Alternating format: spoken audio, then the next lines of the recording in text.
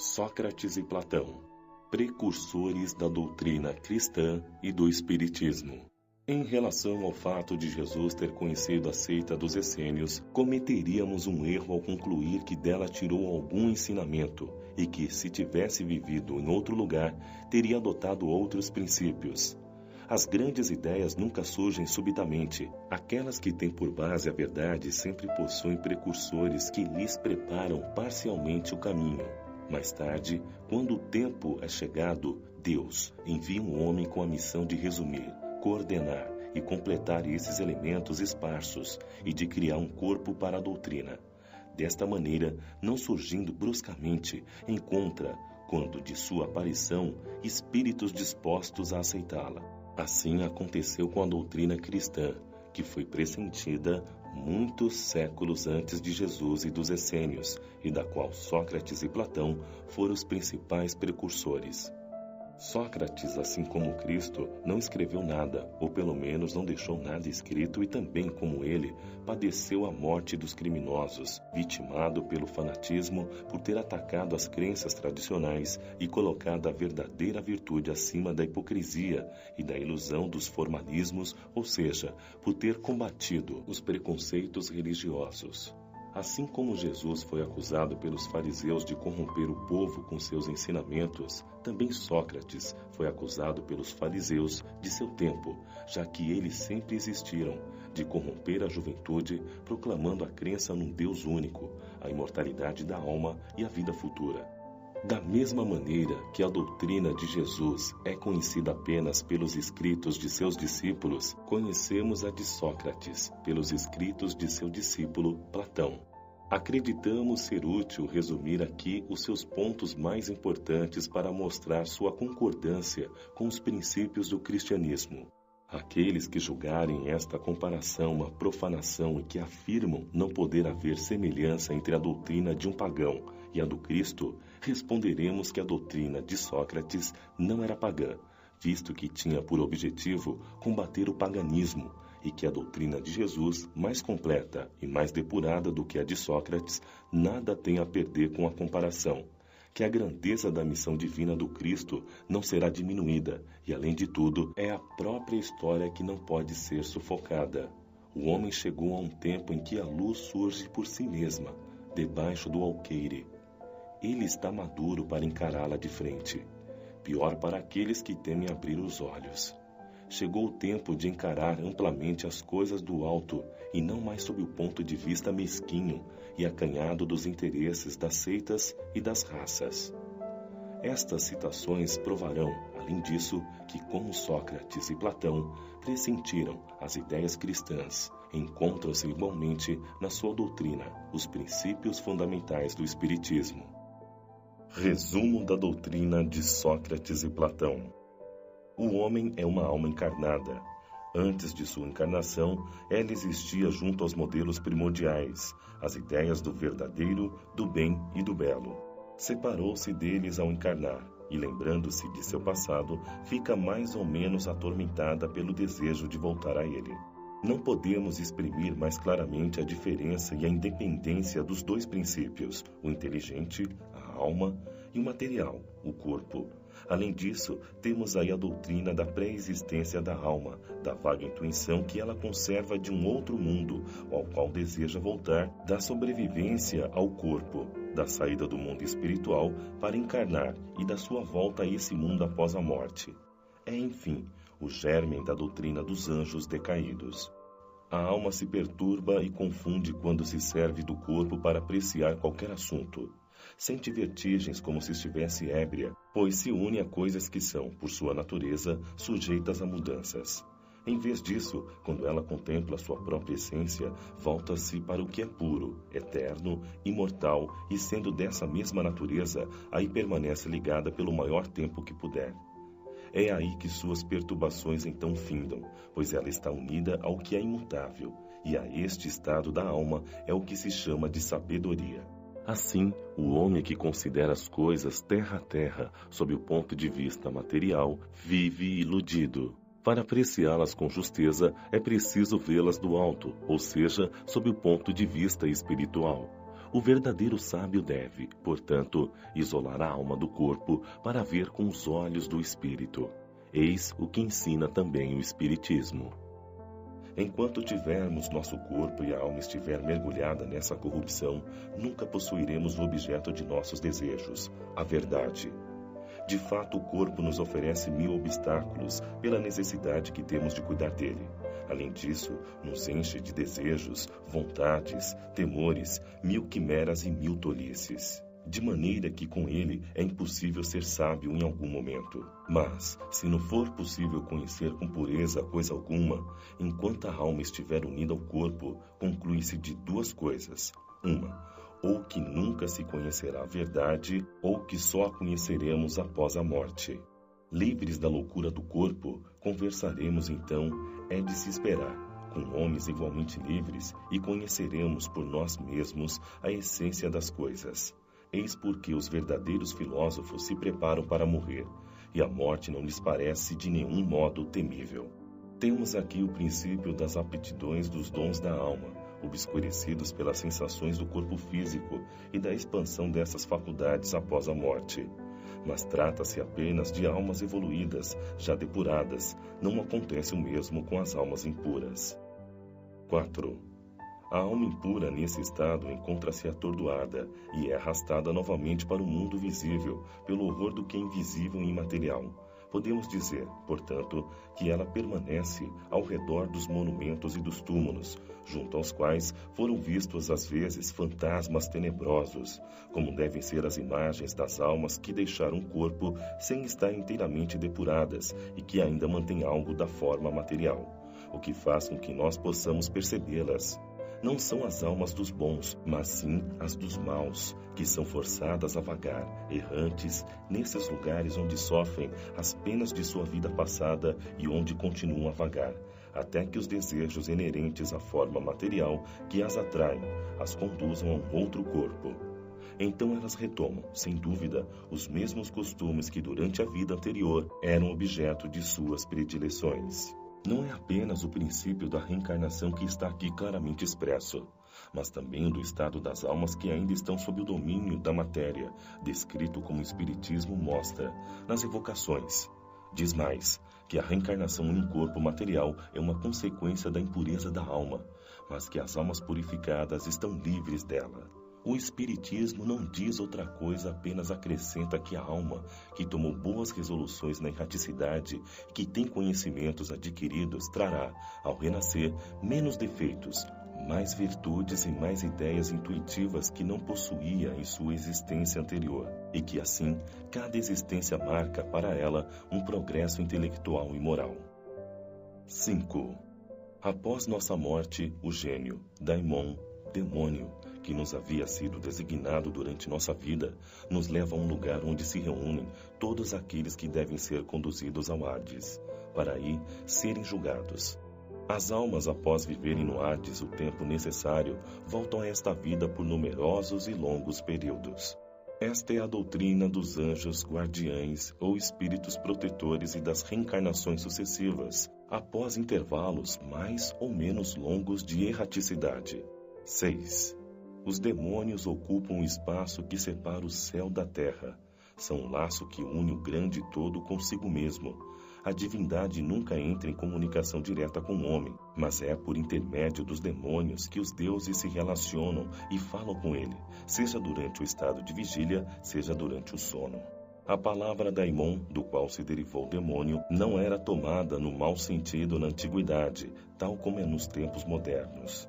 Não se aplicava exclusivamente aos seres malfazejos, mas a todos os espíritos em geral, entre os quais se distinguiam os espíritos superiores chamados de deuses e os espíritos menos elevados, ou demônios propriamente ditos, que se comunicavam diretamente com os homens.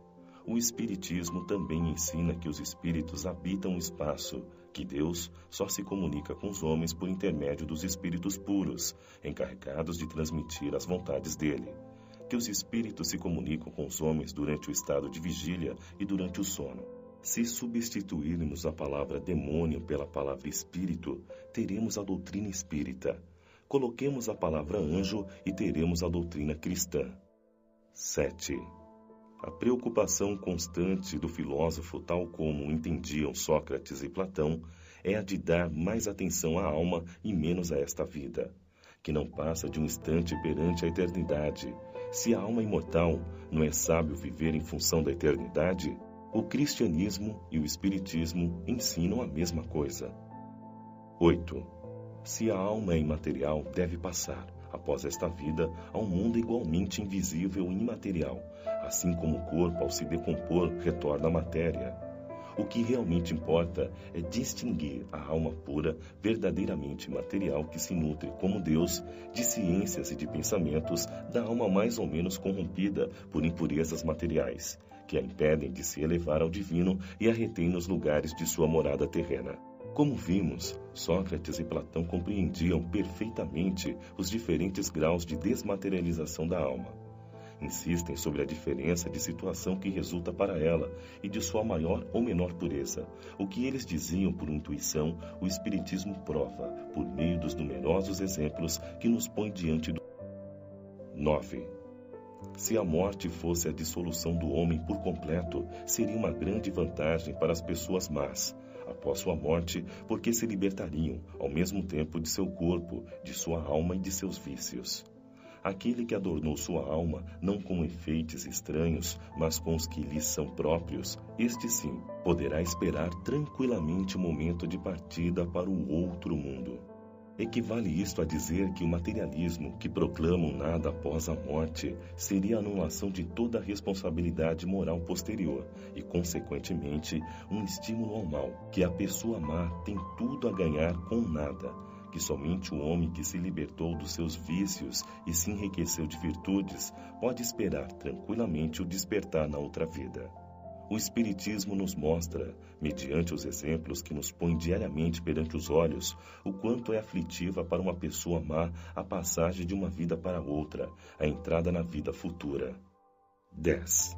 O corpo conserva os vestígios bem marcados dos cuidados que se teve com ele ou dos acidentes que sofreu.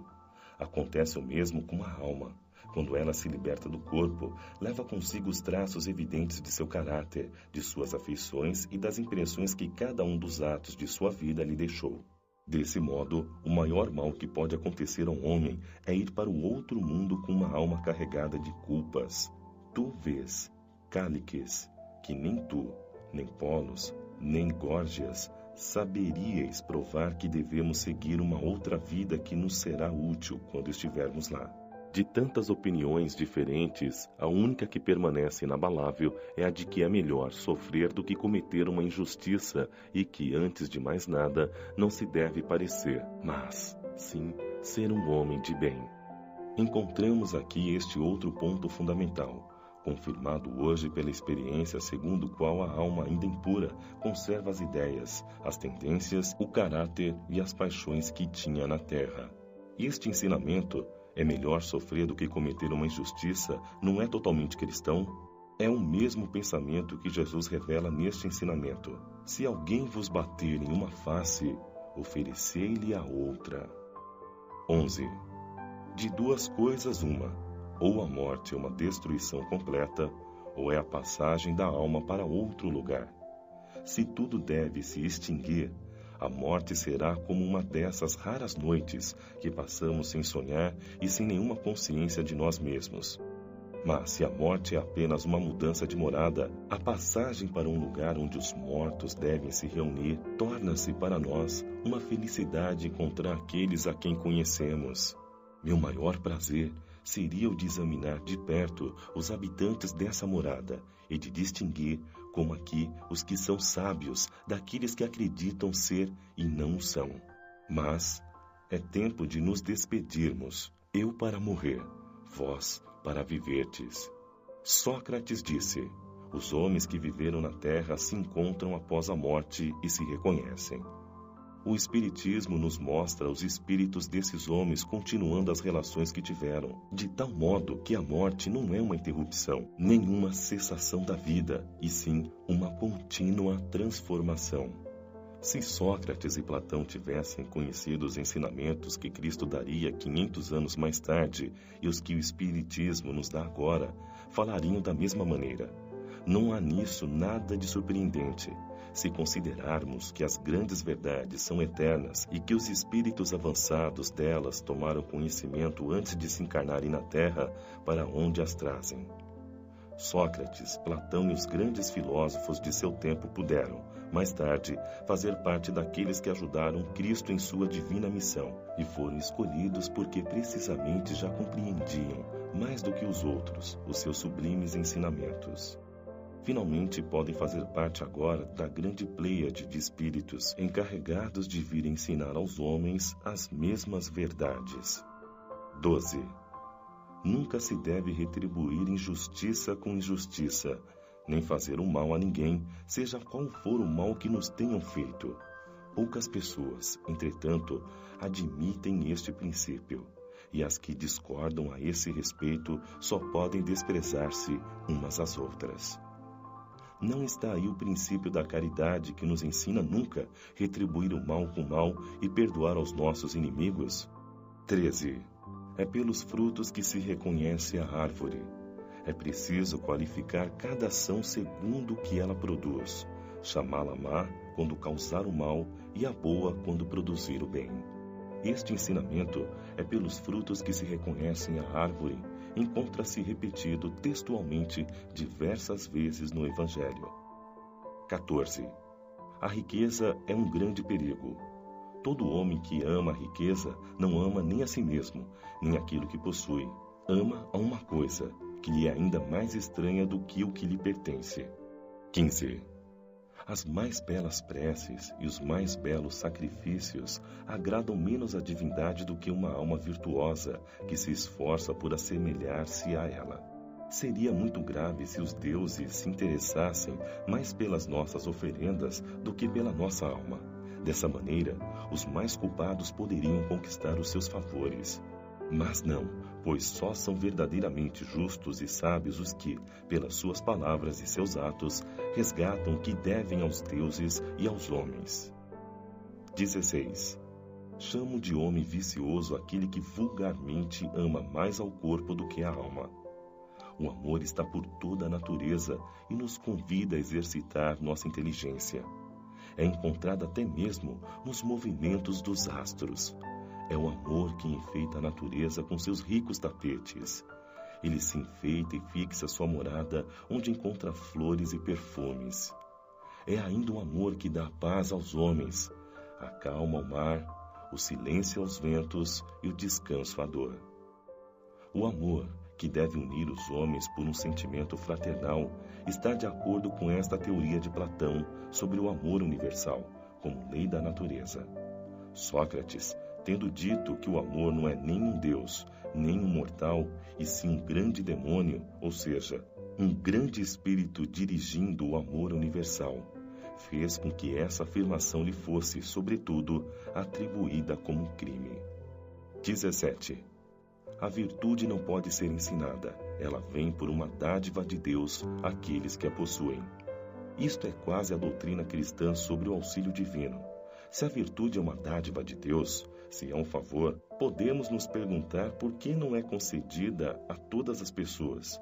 Por um outro lado, se a virtude é um dom, não tem o menor mérito para aquele que a possui. O Espiritismo é mais claro. Diz que aquele que possui a virtude a adquire por seus esforços em suas existências sucessivas, despojando-se pouco a pouco de suas imperfeições. O auxílio divino é a força que Deus dá a todo homem de boa vontade para se despojar do mal e fazer o bem. 18.